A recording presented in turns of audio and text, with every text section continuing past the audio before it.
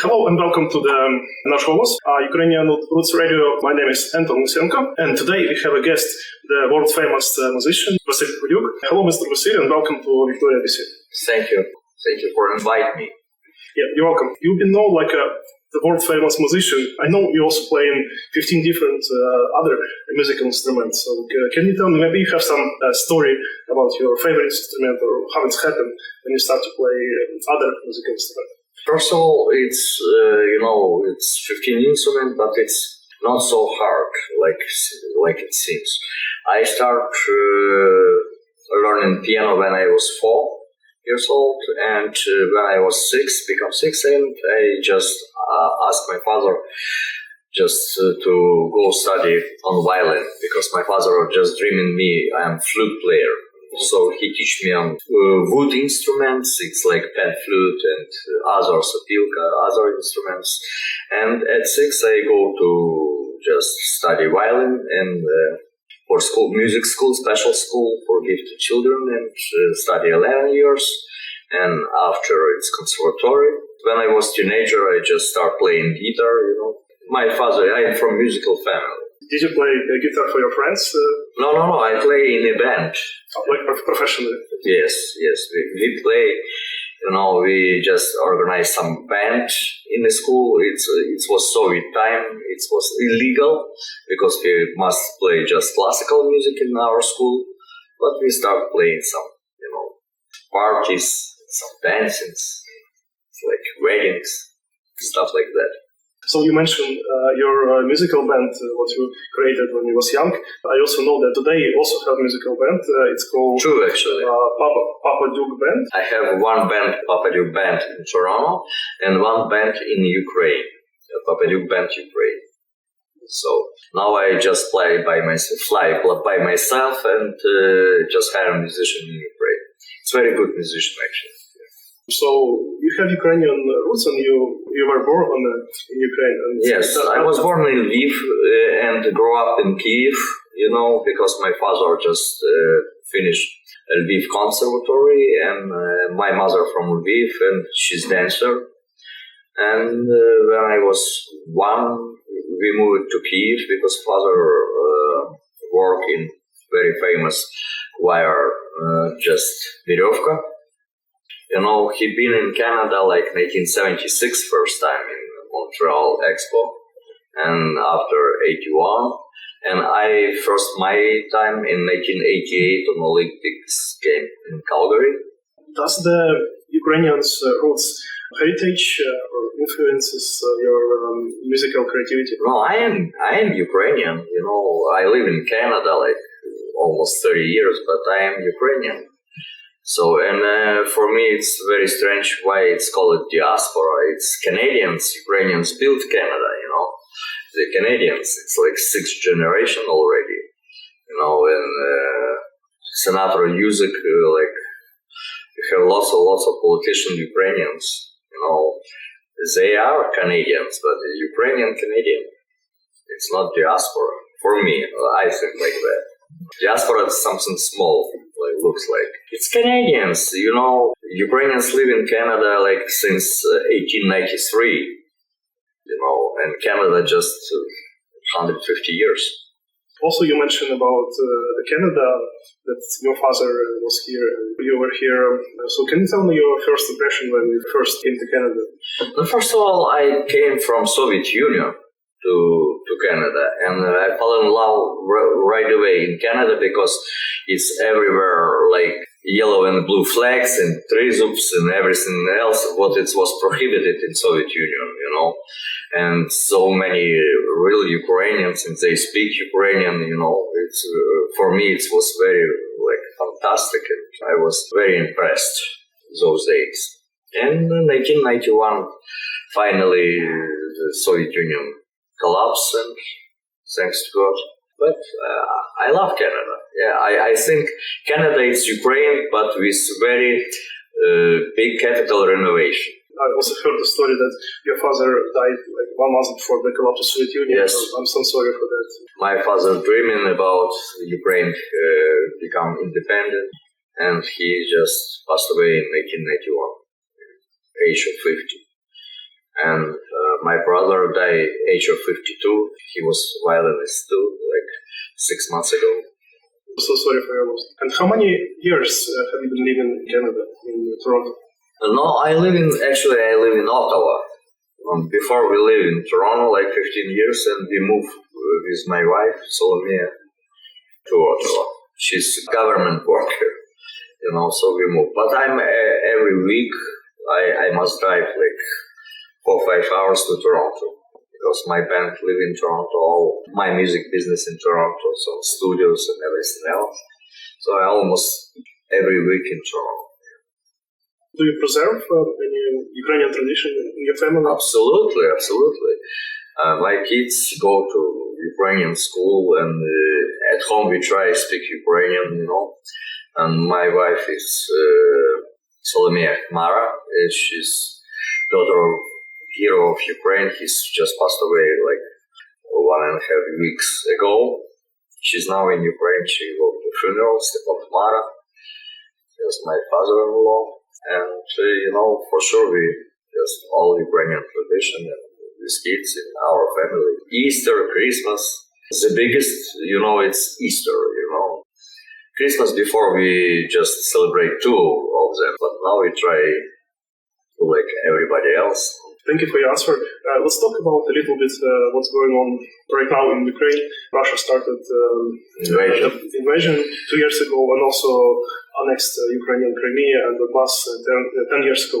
So how has it changed your life? Oh, it's changed my life. It's changed not just my life, it's changed all world life. It's tragedy, and I am very often in Ukraine. I was like 1.5 months ago. I toured in Ukraine. End of the month, I go again to Ukraine. I just have 15 shows, and we just collect money for kids and collect money for army, for everything. For in Ukraine we can do this. Here we just must collect money for kids, but in Ukraine we collect money for army. I also want to ask you a question. As a person who traveled a lot around the world before the war, not many people knew about Ukraine. Some of them even cannot distinguish what is Russia, what is Ukraine. So, do you see any changes right now? Yes, everybody know now Ukraine, and it's. But I'm not agree. It's nobody know Ukraine. It's since 1991. It's step by step it changing. I remember I've been first time in Spain like in 1989.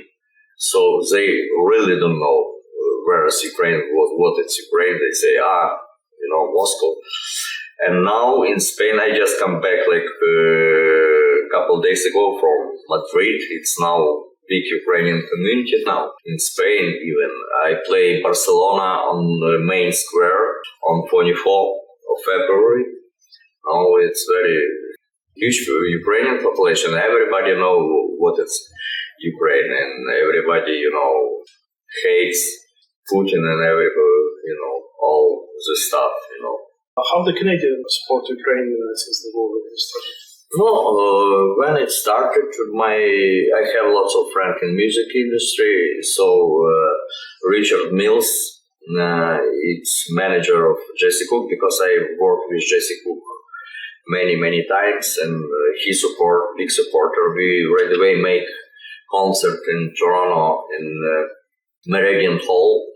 It's National Ballet of Canada, Jesse Cook and Popadiuk band, and some dancers.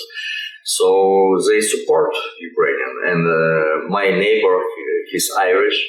He put Ukrainian flag on the house just to show he support me, Because across the street it's a Russian woman lives, and she wake up every morning and see 2 flags.